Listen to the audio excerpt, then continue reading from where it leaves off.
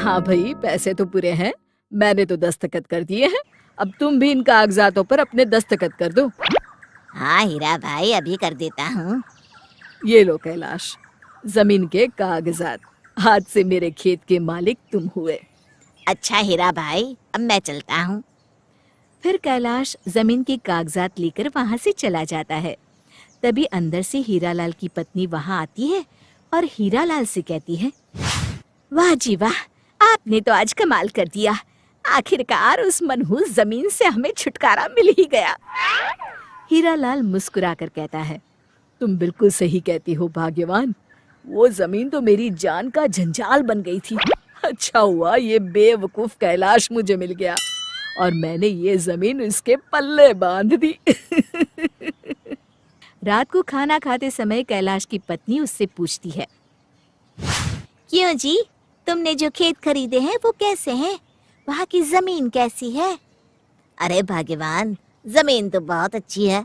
मैं पूरे दावे से कहता हूँ, अगर उस पर सही तरीके से खेती की जाए तो वो सोना उगलेगी, सोना। भगवान करे आपकी बात सच निकले और हमारे बुरे दिन जल्द ही खत्म हो जाए।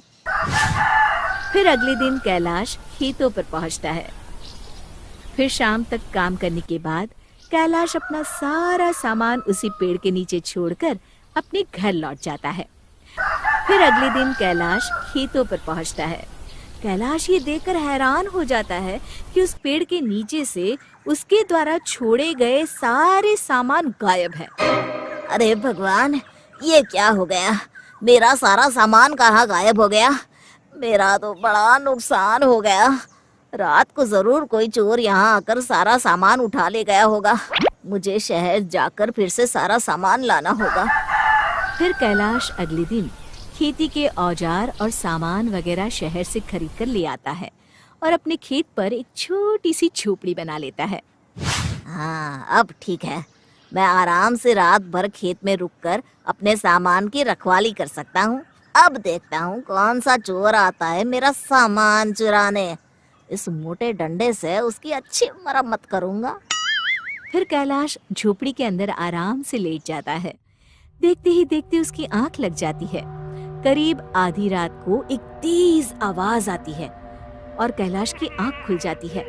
कैलाश देखता है कि वो जमीन पर लेटा हुआ है और झोपड़ी आसमान में उड़ रही है और साथ में उसका सारा सामान भी झोपड़ी के साथ हवा में उड़ रहा है। अरे क्या हो रहा है? कहीं मैं कोई सपना तो नहीं देख रहा? तभी कैलाश को किसी औरत की डरावनी आवाज सुनाई देती है। ये मेरा इलाका है, यहाँ इंसानों का आना मना है। जल्दी से भाग जा यहाँ से, वरना झोपड़ी के साथ तू भी हवा में उड़ता हुआ दिखाई देगा। मर गया रे, यह तो किसी चुड़ैल की आवाज है। इस पेड़ पर तो चुड़ैल का साया है। अब क्या करूं? हे भगवान, तू ही मेरी रक्षा कर। अरे कोई मुझे बचाओ। घबराहट के मारे कैलाश अपनी जान बचाने के लिए वहां से भाग खड़ा होता है। कैलाश तेजी से भाग रहा होता है, तभी उसे मुखिया जी का घर दिखाई देता है। कैलाश मुखिया जी के दरवाजे पर जाकर जोर जोर से आवाज लगाता है, अरे मुखिया जी, जल्दी से दरवाजा खोलिए, मुझे अंदर आने दीजिए।